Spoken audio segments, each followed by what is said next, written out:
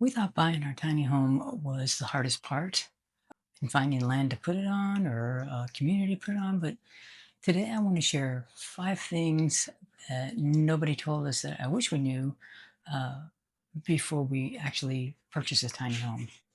And I hope our experience will be helpful to you if you're considering buying a tiny home.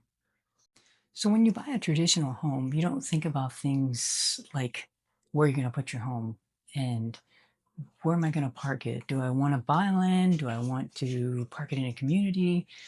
We decided we were looking into land, but you also have to think about plumbing, electricity, and those type of things. So we decided on a tiny home community, and that's where we're parked. And we really like it.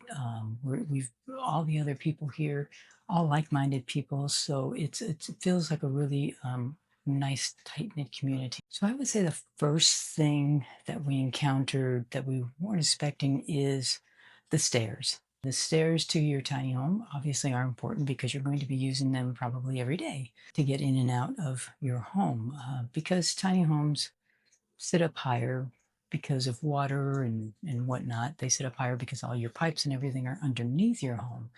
And so while we knew we were going to have to get stairs, the dealership wanted to charge us $4,200. And I remember thinking, $4,200? We wanted to get, they're called low riser stairs. Basically, they're 6 inch or 4 to 6 inches step down. And that's for my partner because of her MS. It makes it more accessible for her to get up and down them. Elderly people, anybody with mobility issues, those stairs are easier to get up and down. So they wanted to charge us $4,200, and we were like, You know what, we'll wait, just bring us the temporary stairs." So they brought us the temporary stairs, and I was excited to go into the house, but they were huge. I mean, they were like this. I mean, I'm rather tall, and even I had problems going up and down the stairs. The dogs we have 2 Shih Tzus, and they're kind of small, and they couldn't get up and down the stairs, so I ended up having to carry them up and down the stairs for the first month that we were here, and it was a good workout. Uh, so we started asking around, met one of the contractors that works here part time, and I was talking to him about our stair situation. He was like, "Oh, I can build them for you."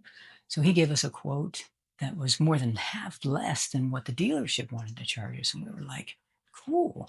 So he built them for us, and he like overbuilt them because he knew that someone with mobility issues was going to be using this, and he wanted to make sure that these stairs were solid, and they are, and we're very, very happy with them. If you're buying a tiny home and you don't want to keep the temporary stairs because they're pretty bad, you're going to need stairs. It's something that you can buy stairs, like a metal stairs. You can buy them at Home Depot, Lowe's, place like that. If those work for you, that's cool. It could work for a while. If you want something that's more permanent to your home, then you'll have to hire a contractor unless you use the dealership where you're buying them from or the builder where you're buying it from. It just depends on that situation, but it's worth looking into to save some money. The second thing I think that didn't know about or we knew we were going to skirt, we knew we had to skirting, and depending on where you park your tiny home, sometimes the communities have different rules on what type of skirting that you have. And in our case, we could have any kind of skirting we wanted. So we just wanted our house is black. We just wanted black metal skirting to match it. That's it. Simple, easy. And we went to the dealership to buy that. And so in my mind, or both of our minds, we thought that the day that our home was delivered, they were going to skirt it up and we would be good to go. And that's not what happened at all. As a matter of fact, we had plumbing, we had everything done, and they were dragging their feet on getting our skirting installed, and we couldn't understand what the problem was, and we kept pushing and pushing, and they finally got it, but we were still probably 6 weeks without skirting, 6 7 weeks without skirting, which was ridiculous. Some tiny home parks require that you have skirting. Even if it doesn't require it, it is something that I think is necessary because if you live in a colder climate, your pipes can freeze up in the wintertime. The temperature, once they got it all underpinned and skirted and everything, the temperature inside was all even throughout the home. Whereas before it wasn't. It felt like air was was essentially escaping, and it was. Also, critters can get under there, and if they get under your house, they can crawl into your house, and I don't bugs are fine outside, but I don't want them in my home. And so there's a lot of advantages. Also, your home is more efficient when it's all skirted. So that was an important thing, and that I wish that again the contractor here could have had us for the same price as the dealership, could have had us all skirted in that first week we were here, but we didn't know there was a contractor here at the time, and so we just went with what we thought was best at the time. So it's worth noting that when you're doing the skirting, make sure that you ask about the skirting, when that's going to be done, how long that's going to take, and go from there. Just so you're not waiting like we were, because it was a real pain, and we wanted our home skirted, and so we finally got it done. Looks great. One of the other things was the mini splits. As you see behind me on the wall is a mini split. We have two of them, one in here, one in the bedroom, and they work really well. They cool well, they heat well. And I knew we were going to have the mini splits, but honestly, I didn't know that much about mini splits. I thought they were mini HVACs. That's what I thought. And it's not true. Mini splits have no duct work. They have none of that because we have no attic. So there's none of that. So we moved in. I was using them. Everything was great. And one evening, this one in here started dripping out the front, and water was hitting the floor. And luckily, thankfully, we were home. And I was like, "Oh my God, it's leaking! It's broken! What's going on?" And so, first thing I did was hopped on YouTube, and all I could find was technical videos about mini splits. And it's like, I don't know anything about this. I don't have any clue. So I reached out to the contractor that installed the stairs for us, and he said it's probably the drain pipe that needs to be, you need a shop vac, a wet dry vac, and just suck it out. And it probably has some debris in there or something. And I went, okay, that sounds easy enough. So I go all around the house. I see no drain line. Apparently, the skirting people were supposed to pull it, extend it through, or I was supposed to extend the pipe.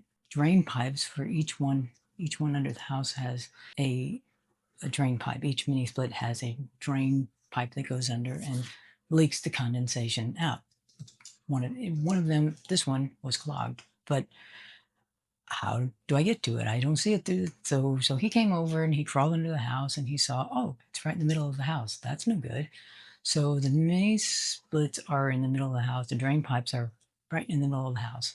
He had to go out of town, so he can't do it.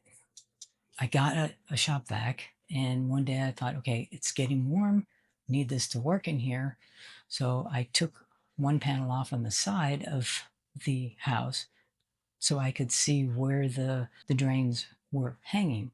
So I look in and I see them. So there's the tire there, and then on the other side of the axle is where they were.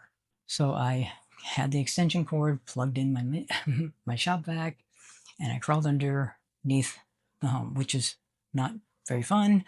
I had a flashlight, made sure there was no bugs, no spiders. It looked pretty good. We're out in the country, so there are snakes out here, and I made sure I didn't see anything crawling. And so I had to reach in and grab the hoses, which it's a good thing. It's a good thing I have long arms because I barely could reach them. Pulled onto it, got the shop vac attached to it, slurped out all the water, went back up in the home, poured a thing of bottled water into the top of this just to clear it all out, went back under the house, sucked it all out, and then I temporarily put the panel back on to the home so it looked good. And I waited, turned the air down just to see if the condensation was it going to leak, was it going to drain, did I do anything? Because I didn't really know if I did anything. That actually fixed it, so I didn't have to call for a technician to come out and look at it or pay for it. So I was proud that he did it, but it was not fun going under the house like that. It was actually pretty scary. It's just one of those things that I didn't know about and learned like quickly how to do it. And thankfully, I had somebody to tell me what needed to be done, and so I did it. And so now I'm getting them extended out through the skirting, so that way, when this needs to be done, which apparently is something that has to be done kind of regularly, and I didn't know about. And so next time I'll be able to access it easier. So that was a real learning experience. So I think the fourth thing I think is the fencing. Now I bought a temporary fence. You just stake them in the ground. They're see-through. It's kind of like the wire that you put maybe around a garden or something like that. But I actually had to use it for the dogs because I didn't want to walk them every day because they were used to a yard. They're not really used to having to walk them. And then they'd want to walk a million times a day, which is fine, but I wanted to be able to just let them out. And so I got the get there. They were like $100, I think, a piece. I'll leave the link down in the comments. Um, and I bought two of them, and then you can just put them together. They can just hook together, and it had a little gate that I could open it. And we could have continued using that. Actually, we have two Shih Tzus. They don't dig. As long as you have a dog that doesn't dig, it could be used permanently. And but in the end, we really did want a wooden fence. So we had another contractor that works around here, and he gave us a quote on the fence. It was really low, really good price. And so we went, hey, let's do it. So we went ahead and got the fencing done, and now it matches the stairs. So it looks really sharp. And the last thing I will say, I wish we had thought about, and maybe we did talk about it, but we didn't realize like what are the prices, or we were so excited about everything else that we didn't think about our front porch. Our front deck is 15 feet wide and 8 feet out. So it's basically 120 square feet, which in a tiny home, an extra 120 square feet is massive. And so when we got here, we were like, this is great. And then the trees started blooming and shedding, and I would sweep the porch, and there were bugs coming in, and it was so dusty, and it was pretty unusable. And I was like, this porch is not even usable for us. It's open to the elements. And so we started looking at screening, and then we found a contractor that did the aluminum screening, because I really like the look of that. And he quoted us a good price, half of what we had quoted from someone else. And he got it all, it's all screened in now. The dust is like 95% less. You still have to sweep it every now and again. I still use the hose, and because it's got the Trex, it's called TREX deck, so it never rots. And now with the aluminum, I don't have to worry about any additional wood since I've got the stairs and the fence wood that we'll have to restain in time. But this is one less piece of wood I have to worry about outside. So that was a huge amount of space to add. Midnight, my cat, she loves going out on the patio, and it's all nice and screened in. And so dogs love it. We love going out there. We can go out there any time of day. You have a ceiling fan out there, so it's cool. Even if it's warm, you turn that on, and you're good to go. It's good. So I think that is all for now and the things we learned. I hope this helps you in planning if you're thinking about buying a tiny home. And on my next video, I will talk about what we love most about our tiny home, and why and how our fascination with all things tiny home is now our way of life. I will see you on the next video. Thank you for watching. Give me a thumbs up, subscribe if you like, and leave me any comments, and we'll talk there. And I'll see you later. Bye for now.